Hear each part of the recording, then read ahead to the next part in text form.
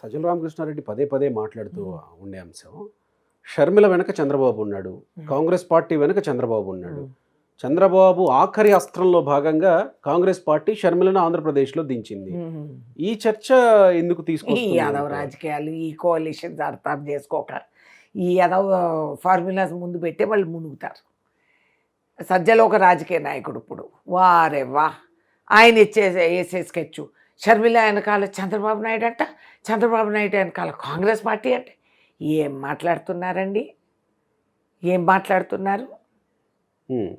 ఈ ఎవరి వెనకాల ఎవరు ఉన్నారనే చర్చ జరుగుతూ ఉంటది ఎందుకు ఇక్కడ?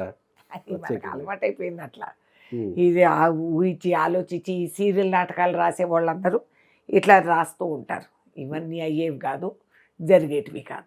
తండ్రి లెగసీని నేను కొనసాగిస్తా అని పోటీలు పడతా ఉంటే జనాలు నమ్ముతారా మేడం? రాజశేఖర్ గారి వారసులు ఆయన సొంత పిల్లలు ఉన్నా కూడా, నాకున్నట్టు నా సొంత పిల్లలు ఉన్నా కూడా నా వారసులు నా కార్యకర్తలే.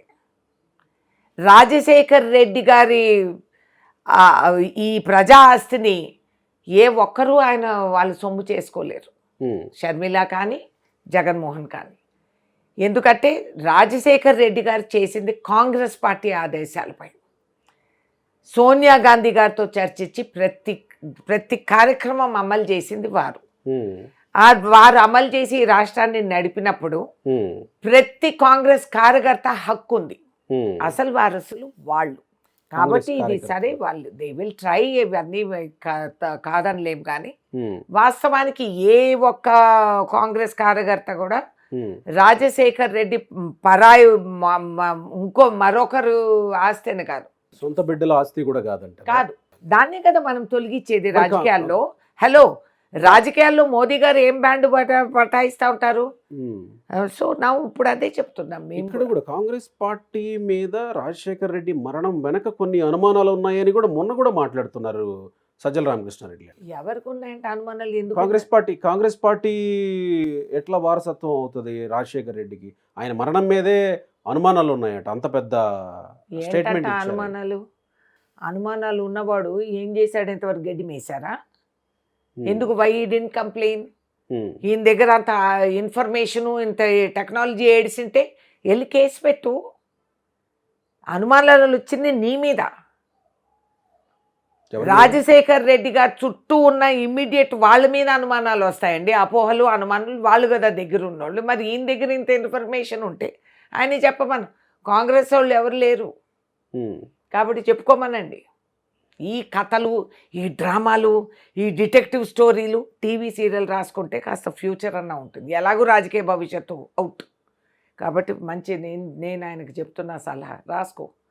ఈ నాటకాలు, ఈ గూటకాలు, ఈ సీరియళ్ళు ఏం చేసావు మరి నువ్వు?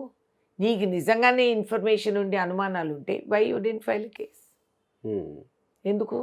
ఓన్లీ ఎలక్షన్ అప్పుడు గుర్తొచ్చాయా అనుమానాలు? కాంగ్రెస్ పార్టీ వచ్చినప్పుడు అనుమానాలు, లేకపోతే అవమానాలు. వారే వా, ఎవరు నమ్ముతారండి ఇట్లాంటోళ్ళని? అందుకే ఇలా మాట్లాడి పోతారు. మీ మీద కూడా సోషల్ మీడియా దాడి జరిగింది అనుకుంటా కదా మీరు జగన్మోహన్ రెడ్డిని మాట్లాడినప్పుడు? బోల్డ్ ఆయనే ఉష్ చేస్తాడు. ఆయన అలవాటు ఇది. ఎవరన్నా కనిపించేటప్పటికి తెర మీద ఆయన నోరెప్పుడు. ఆయన మోడస్ ఆపరాండి. దొంగల్ని పోలీస్ స్టేషన్లో పెట్టినప్పుడు, దొంగతనం జరిగినప్పుడు పోలీసు వాళ్ళు పట్టేస్తారు. ఎట్లా? మోడస్ ఆపరాండి. ఇక్కడ ఆపరేట్ చేసే విధానం, దొంగలకి ఒక డిజైన్ ఉంటుంది, ఒక ప్యాటర్న్, ఒక్కొక్క గుంపుకి ఒక్కొక్క రకంగా. సో మోడస్ ఆపరాండి అంటారు. ఇది జగన్మోహన్ మోడస్ ఆపరాండి. అంటే సొంత చెల్లి కాంగ్రెస్ పార్టీ అధ్యక్షురాలుగా బాధ్యతలు తీసుకుంది, సొంత తండ్రి కాంగ్రెస్ పార్టీ అధ్యక్షులుగా ఇక్కడ ముఖ్యమంత్రిగా ఉన్నారు. మరి అది లెక్క. నేను అదే అంటున్నా. ఆమె జగన్మోహన్ రెడ్డి మీద ఆరోపణలు చేస్తే ఈమె మీద క్యారెక్టర్ అసాసినేషన్ కి దిగారు 2-3 రోజులు. అవునండి, అది అలవాటే. ఆడ మనిషి ఎక్కడ నిలబడినా సీతమ్మ కాలం నుంచి సీతమ్మ శీలాన్ని ఎవిడెన్స్ అడిగిన వాళ్ళు ఎదవలు అప్పుడు ఉన్నారు, ఇప్పుడు ఉన్నారు. ఏం దొరకకపోతే ఒక ఆడ మనిషి మీద, ఆమె క్యారెక్టర్ మీద ఆ బండాలు వేసేస్తారు. I will not tolerate. షర్మిలానే కానీ ఏ మహిళ అయినా కానీ ఈ విధంగా లూజ్ టాక్ ఒక మహిళ క్యారెక్టర్ మీద మాట్లాడితే చెప్పు దెబ్బలకు గురవుతారు. నువ్వెవడు రా సర్టిఫికెట్ ఇవ్వడానికి? నువ్వెవడు? నీ బతుకెంత? నీ క్యారెక్టర్ ఎంత? మేము సవాల్ చేయమా? ఏం మాట్లాడుతున్నారండి? వీక్గా ఉండి బలహీనులే ఎదురు ఆడదాని మీద ఏలెత్తి చూపిస్తారు. వీళ్ళ బలహీనత్వానికి మేమేం కట్టుబడిగా ఉండనక్కర్లేదు. యూస్లెస్ క్యారెక్టర్స్ వీళ్ళెవరు? రేణుకా చౌదరి గారు who are they to question any women? అంటే ఇల్లు గడప దాటి బయటకు వచ్చిన ప్రతి ఆడది వీళ్ళు ఆడుకుండేదానికి మేము వచ్చామా? వీళ్ళు ఎంటర్టైన్మెంట్కి వచ్చామా? పళ్ళు ఊడిపోతాయి, జాగ్రత్త, ఖబర్దార్. ఏ ఆడదని నువ్వు సమానంగా మాట్లాడు రే, లేకపోతే నీ క్యారెక్టర్ గురించి మేము చెప్తాం. ఇదొక అలవాటు అయిపోయింది. ఏ ఆడ మనిషి రంగంలోకి వచ్చినా ఏం లేకపోతే అంటే వాళ్ళు చెప్పేటప్పటికి మేము నలిగిపోతాం, కులిగిపోతాం, చేతులు నలకొట్టుకొని ఏడుస్తూ ఉంటామని అనుకుంటున్నారేమో. Not at all. మాకు సీతమ్మ తల్లి ఆదర్శం. కానీ చంద్రబాబు సతీమణి మీద కూడా అదే జరిగింది కదా, నేను అప్పుడు కూడా అలాంటి రియాక్ట్ association అయ్యాను. జరిగింది కదా. అప్పుడు కూడా రియాక్ట్ అయ్యాను. ఉమ్, ఎవరు దొరకపోతే ఆడవాళ్ళపైన దాడి చేస్తారా మీరు? ఉమ్, మగవాడితో పోరాటే సెత్తా లేని ఎదవలందరూ. ఉమ్. Who are you? కానీ దాన్ని దాటుకుని ఆవిడ జనాల్లోకి వచ్చారు నిజం గెలవాలి పేరుతో. హ్యాట్స్ ఆఫ్, ఆఫ్ కోర్స్ రావాలి. నందమూరి కూతురామా ఏంటి? సమాన హక్కులు ఇచ్చిన నందమూరి తారక రామారావు మహిళలకి తండ్రి ఆస్తిలో తాత ఆస్తిలో కూడా హక్కులు ఇచ్చారు, సమాన హక్కులు. ఎందుకు ఆమె చేతులు నలుపుకుంటూ ఇంట్లో కూర్చోవాలి? అది కోరేది వాళ్ళు. సవాలే లేదు, నో ఉమెన్, సవాలే లేదు. నేను ఉన్నానని కదం తొక్కారు. Hats off, very good. So ఇలాంటి పోరాటం ఆంధ్రప్రదేశ్లో కాంగ్రెస్ పార్టీ తరపున రేణుకా చౌదరి గారు కూడా వెళ్ళి షర్మిలకి ఏమైనా సపోర్ట్ చేసే ఆఫ్ అవకాశం కోర్స్, దాంట్లో అనుమానం ఎందుకు? వెళ్ళిపోతారా? ఏంటా ప్రశ్న?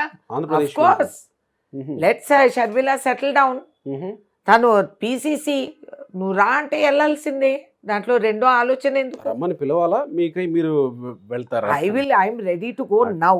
కాకపోతే వాళ్ళు ప్రోగ్రాంలు ప్లాన్స్ ఉంటాయి. నేను ఒంటరిగా వెళ్ళాడు చేసేది ఏంటి? వాళ్ళు పిలిస్తే గ్యారంటీగా వెళ్తాం. దాంట్లో అనుమానం. She is the PCC. సో ఆ ప్లానింగ్ అంతా తను చేయాలి కదా.